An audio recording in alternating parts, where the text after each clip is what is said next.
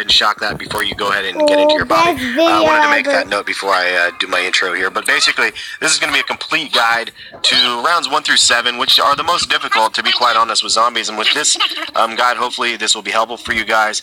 It's going to get all of the buildables. It's going to get on the plane and some trading spots, as well as all locations for all of the parts. So it's really, really a complete guide.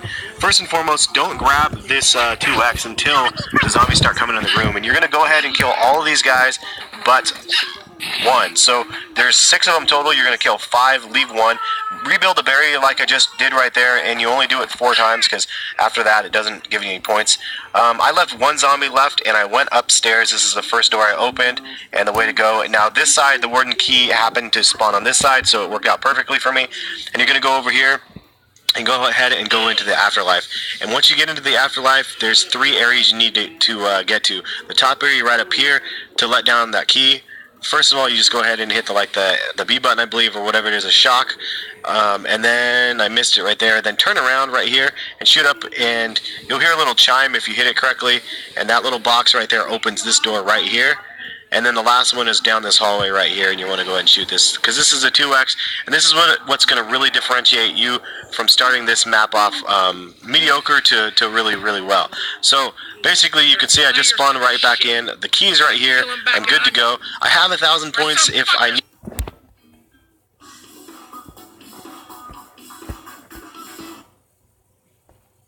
I needed to go to the other side and get the key open, so I would have been able to get the key open, come back and do it.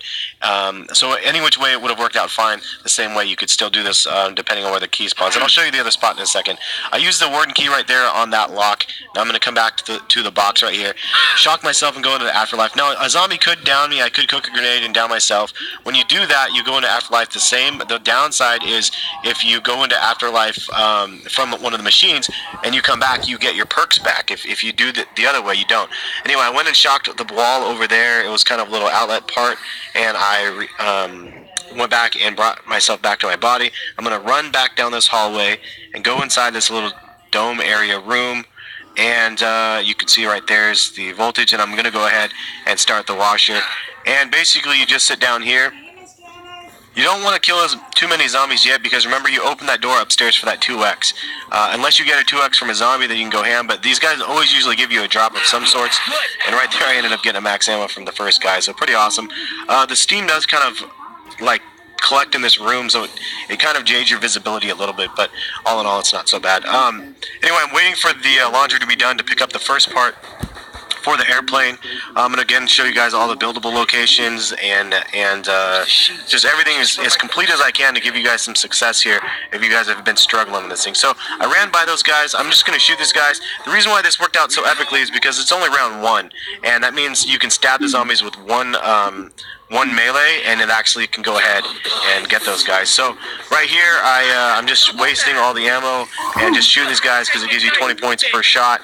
And you can hit their limbs and get the most bang for your buck, and then melee them, and then you get the most points because melee gives you 130 with double XP or whatever, double experience. It gives you 260, as you can see right there. So 260, and then I'm just going to keep killing these guys, and I'm just going to go ahead and keep killing these guys. And there's a whole bunch of them, man. But it's all in round 1, and I ended up going down the stairs. I actually ended up getting downed, which was just really stupid. And then basically, you want to go ahead and exit out that way. Now, once you finished round 1, it's still only round 2. So I always open this door right here and check if the mystery box is right here. Usually it is, sometimes it is, and this time it wasn't. So I was like, well, this is a bummer. I'm not going to be able to get like a dope gun. So I actually don't even need a gun right now, but we need to start the process for getting the Hell's Retriever, which is the flaming tomahawk, and it's just an awesome weapon. You need it for Easter egg parts, you need it for everything else. But right here in this little area, you need to kind of wait in here, and all you have to do is kill a zombie in this area, and all of a sudden you're going to see there's a flaming, like, not dragon, flaming, I wish it was a dragon, a flaming dog head right there, and you have to kill him, and you have to space the kills apart a little bit until he's done eating the food that he's currently chewing on. Otherwise, he won't start eating the next one, and then you need to feed him, I believe, 6 bodies per spot. So I've already fed him a couple, and that's why I'm doing this here on round 2. It's not overly ridiculous, and it's just pretty easy to just go ahead and slay these guys on round 2. So I could have grabbed the gun off the wall if you're not comfortable doing this without a gun. Grab the MP5 from downstairs before you make it up to this area. But for me, I just wanted to go ahead and do it. And you can see the dog head just went away. I fed it enough, and now it's time to move on to the next spot.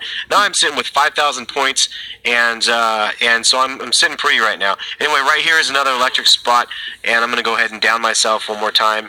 And look up, and there's this thing. Instead of going to the left where the power box is, I'm going to the right, and then I'm going to go down here and turn on the power because this opens up the warden's office area. Now, what I was saying is right up here to the straight ahead to the right is where the other key was. So if the warden's key wasn't in the other location, it was right over where I just was. And then I'm going to run back there and shock that for another 2x for another future time, just whenever I need it.